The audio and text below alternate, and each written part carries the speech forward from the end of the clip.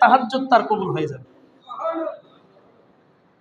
তাহলে রাতের বেলায় যখনই ঘুম ভাঙবো আমলটা আমরা করব, লা ইলাহা ইল্লাল্লাহু ওয়াহদাহু লা শারীকা লাহু লাহুল মুলকু ওয়া লাহুল হামদ ওয়া হুয়া আলা কুল্লি শাইইন কাদির সুবহানাল্লাহি ওয়া আলহামদুলিল্লাহ ওয়া লা ইলাহা ইল্লাল্লাহু ওয়াল্লাহু আকবার লা হাওলা ওয়া লা কুওয়াতা ইল্লা বিল্লাহ।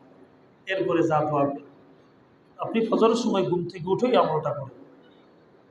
সকাল ঘুম থেকে যখনই উঠবেন তখন এই আমলটাকে আমরা জীবনের সাথী বানাই ইনশাআল্লাহ। সাপ বিচ্ছু পোকামাকড়ের দংশন থেকে রক্ষা পাওয়ার একটা আমল। বর্তমানে আতঙ্ক ছড়াই গেছে অনেকের কাছে। রাত্রিবেলায় হাঁটে আর এদিকে তাকায় লাইট দিয়ে এসে গেল কিনা। আল্লাহ রসুল বলেন ফজরের পরে 3 বার, মাগরিবের পরে 3 বার, এই দুইতে দোয়া পড়ো, আল্লাহ তাআলা যাবতীয় সব বিচ্ছু পোকামাকড়ের দংশন থেকে তোমাকে হেফাজত করবে। সুবহানাল্লাহ। বলেন আউযু বিকালিমাতিল্লাহ, আউযু বিকালিমাতিল্লাহ মিন শাররি মা খালাক। কি অনেক লম্বা দোয়া। আউযু বিকালিমাতিল্লাহ মিন শাররি মা খালাক। কয়বার? ফজরের পরে, মাগরিবের পরে। বলেন ফজরের পরে, মাগরিবের পরে। আউযু বিকালিমাতিল্লাহি মিন শাররি মা খালাক। এই দোয়াটা আমরা পুরো আল্লাহ তাআলা আমল করার তৌফিক দেন। হযরত আবু হুরায়রা থেকে আরেকটি হাদিস আসছে, জামে তিরমিজির পৃষ্ঠা 20 পৃষ্ঠায় হাদিসটি আসছে।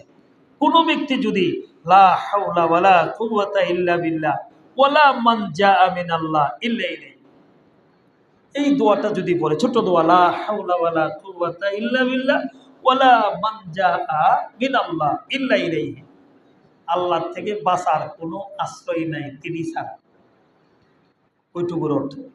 এই দোয়াটা যদি কেউ প্রতিদিন পড়ে, 100 বার করে পড়েন, 70 প্রকার কঠিন বিপদ থেকে আল্লাহ তাআলা তাকে নিরাপদ রাখবে।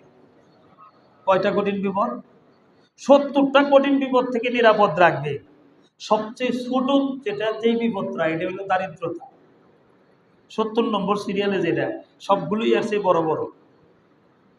আর সবচেয়ে ছোট যেটা, দারিদ্র থেকে আল্লাহ তাআলা হেফাজত করবে। লা হাওলা ওয়ালা কুওয়াতা ইল্লা বিল্লাহ ওয়ালা মানজা মিনাল্লাহ ইল্লা ইলাইহি। অনেক সময় রাস্তাঘাটে প্রশ্ন করেন, হুজুর একটা আমল দেন, ব্যবসায় মেরে খেয়েছি। মসজিদে যখন বলেছি লিখে নেবেন, তখন সব সময় সব কথাগুলো তো মনে থাকে না। আমরা আমল করার চেষ্টা করব।